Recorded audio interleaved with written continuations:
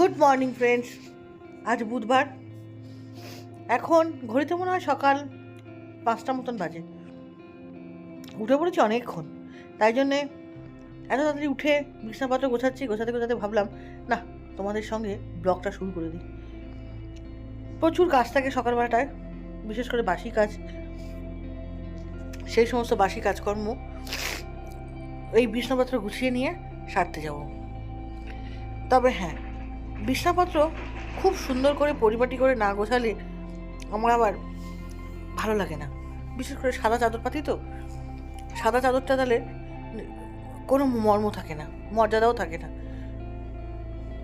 যাকে তোমাদের সঙ্গে কথা বলতে বলতে আমার বিছানা তোলাটা কমপ্লিট হয়ে গেল। বিছানা তোলা কমপ্লিট করে আমি চলে যাব সোজা ঠাকুরের কাছে। না, ভাবলাম ঠাকুরের কাছে ধূপ ধুনোটা দিয়েই আমি আমার দিনটাকে শুরু করে দিই। তাই জন্যে এরকম হচ্ছে, কেন পাখা চলছে ওদিকে, ওই জন্যে ওরকম হচ্ছে। তারপরে ঠাকুরের সামনে ওই ধূপদানিতে ধূপটা দিয়ে দিলাম, দিয়ে ঠাকুরকে দেখিয়ে দিলাম, নিয়ে ঠাকুর পুজোটা কোনো রকমের একটুখানি, যেহেতু নিচে ঠাকুর পুজো হয় সেহেতু এখানে ঠাকুরকে একটু ধূপ ধুনো দেখালেই হয়। জলটা লাল হয়ে গেছে কেন ভাবছো তো, এটা আসলে নিচে টিউবওয়েলের জল। ওই টিউবওয়েলের জল একটুখানি রাখলেই লাল হয়ে যায়, ওই জন্য লাল হয়ে গেছে। জলের খুব সমস্যা ছিল, হঠাৎ করে জল ট্যাঙ্কিতে ছিল না, ওই জন্য খুব অসুবিধার জন্য নিচ থেকে জলটা তুলতে হয়েছিল। তারপরে আস্তে আস্তে করলাম কি, যে না, এই ডাইনিং প্লেসের ডাইনিং টেবিলটা ভীষণভাবে ময়লা হয়ে পড়ে রয়েছে। ময়লা বলতে কি, মানে এদিকে বোতল, ওদিকে বিস্কুটের কোটো, ওদিকে মিষ্টির প্যাকেট, ওদিকে নুনের কোটো, মানে এইভাবে আর কি। তা যাই হোক, তা দেখলাম যে বিস্কুটের কোটোটা যখন ওখানে আছে, তাহলে বিস্কুটটাও ঢেলে ফেলি। চা দিয়ে খেতে এক্ষুনি লাগবে, দাদা উঠলেই চা দিয়ে খেতে বিস্কুট লাগবে, আর বিস্কুটটাও ফুরিয়ে গেছে। আর দাদার জলটা আমি মিক্স করে ঠান্ডা গরম মিশিয়ে রেখে দিলাম, যাতে দোকান যাওয়ার সময় তার কোনো কষ্ট না হয়। তাই জন্যে রেখে দিয়ে সমস্ত ডাইনিং টেবিলটা সুন্দর করে মুছে নিলাম। আর কি বলবো বলুন, সংসারের যা কাজ থাকে, প্রতিদিন এই সংসারের কাজের চাপে জর্জরিত অবস্থা। আসলে প্রতিদিনই ভোর শুরু হয় পাখির ডাকে।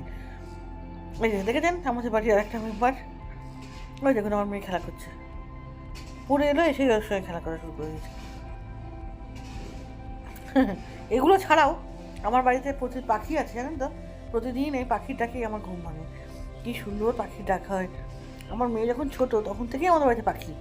আমার শ্বশুরমশাই তখন বেঁচেছিলেন, শ্বশুরই বেঁচেছিলেন, আমাদের তখন ভরা সংসার, শ্বশুর শাশুড়ি, আমরা 3 যা, ছেলে মেয়ে সবাই তখন একসাথে। বেশ ভালো লাগতো সময়টা। আস্তে আস্তে সব চলে গেল, পাখি চলে গেল, কে বা কারা চুরি করে নিয়ে চলে গেছিলো ভোরবেলার দিকে, আমরা টের পেয়েও যেন মনে হয় পাইনি। আর কি বলবো বলুন, যাকে বেশি না কতগুলো যে ইয়ে ছিল, কতগুলো বাসন ছিল, সেগুলো তো আর মাসিকে দেওয়া যায় না, ওই জন্য এগুলো এখানে দিয়ে দিলাম, দিয়ে ধুয়ে দিলাম। ওই জল নিতে দিতে দেখি জল ফুরিয়ে গেল, ও মা! তারপরে আবার সে কাজের লোক, নিচে কাজ করছিল লোকগুলো, তাদেরকে দিয়ে দেখিয়ে ঠিক করলাম। তারপরে বেসিনটা পরিষ্কার করলাম, বেসিনটা খুব নোংরা হয়েছিল। বেসিন পরিষ্কার করবো কি, বেসিন পরিষ্কার করলেই ওই দিক দিয়ে জলটা এসে এদিকে পুরো একবার ভেসে যায়, ওই জন্য খুব অসুবিধা হয় বেসিনটা পরিষ্কার করতে। তা যাই হোক, সবই তো করতে হবে, ওই সব করে নিয়ে দাঁতটা ব্রাশ করে নিলাম। দাঁত ব্রাশ করতে করতে জানো তো, খুব আমার পিসি মশাই, ছোটো পিসিদের, ব্যারাকপুরের পিসিদের খুব কথা মনে পড়ছে। মনে হচ্ছে ছুটে চলে যায়। তারপরে চিন্তা করলাম দাদা তো দোকানে যাবে, একটুখানি কিছু খেয়ে যাবে, তাই জন্য একটুখানি রান্নাঘরে চলে এলাম। এসে গোলা রুটি করতে লাগলাম। গোলা রুটি করতে আবার বেশিক্ষণ টাইম লাগে নাকি? গোলা রুটি মটর মানে ময়দা দিয়ে, ময়দার মধ্যে সাদা তেল দিয়ে একটুখানি ময়ম করে নিয়ে, তার মধ্যে পেঁয়াজ কুচি, লঙ্কা কুচি, সরিয়ে কুচি, আদা কুচি, সব কিছু দিয়ে একটা ডিম ফাটিয়ে নিয়ে তবে গিয়ে ভালো লাগে করলে, ওরকমভাবে দেখিয়ে দিতে করছি। কিন্তু একটু নুন হয়ে গেছিলো বটে, খেতে ভালো হয়েছিল। আর এগুলো তো বাবা মার আমলের জিনিস, আমরা সবাই জানি। ওই কিছু কিছু সময় ভুলে যায় হয়তো, তখন আমরা ঝালিয়ে নিই। এই আর কি। যাকে চলো, অনেক গল্প হলো, অনেক কথা হলো, অনেক কিছু হলো। যে টিফিনটা তুমি করে নাও, টিফিনটা করে নেওয়ার পরে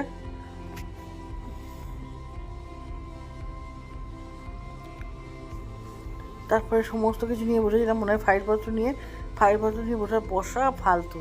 ও কোনো রকমে ইয়ে করা, যাই হোক, মন তো মানে না, মন না মানলে কী করে যাওয়া হয়।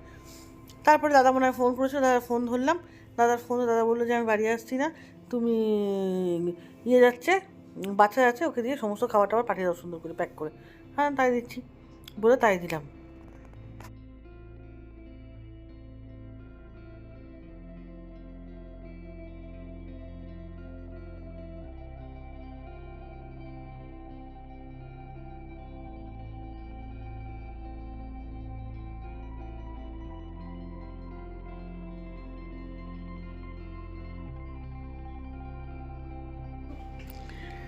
চলো আজকে আমার ব্লগটা আমি এখানে শেষ করতে চাইছি, কারণ হচ্ছে প্রচুর কাজ আছে রাতের দিকে। মেয়েটার বাবা লুচি খেতে চেয়েছে, সেগুলো করতে হবে। আর হ্যাঁ, সব থেকে বড় কাজ হচ্ছে আমার ফোনটাকে দোকানে দেওয়া।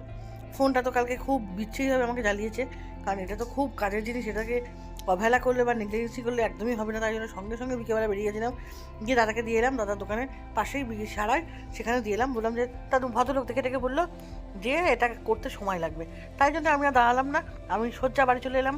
কারণ মেয়েটারও পরীক্ষা শুরু হয়েছে, 11-এর ইউনিট টেস্ট, ওকেও দেখতে হবে, অঙ্ক পরীক্ষা ছিল, তাই জন্যে আমি সোজা বেরিয়ে এলাম। আর বেরিয়ে এসে ওর বাবাকে দিয়ে এলাম, ওর বাবা যাওয়ার সময় দোকান বন্ধ করে তখন নিয়ে যাবে, দিয়ে দাও। যাই হোক, আজকে রাত্রিরে প্রচুর কাজ আছে, আমি ব্লগটা শেষ না করা পর্যন্ত সেই কাজগুলো ধরতে পারবো না। তাই জন্য আমি আজকে তোমাদের সঙ্গে এখানেই শেষ করছি ব্লগটা। কালকে আবার নতুন ব্লগ নিয়ে তোমাদের সামনে হাজির হব। ততক্ষণ পর্যন্ত সবাই ভালো থাকবে, সুস্থ থাকবে, আর খুব আনন্দে থাকবে। আর 25শে বৈশাখ ভীষণভাবে উদযাপন করো।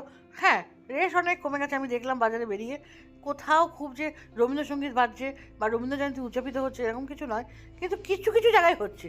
আর পার্টির মিটিং ছিল, ওইখানে দেখলাম রবীন্দ্রনাথ ঠাকুরকে সাজিয়ে একটা ফুল চন্দন দিয়েছে। যাই হোক, টাটা, বাই বাই। কালকে আবার নতুন ব্লগ নিয়ে তোমাদের সামনে দেখা করবো।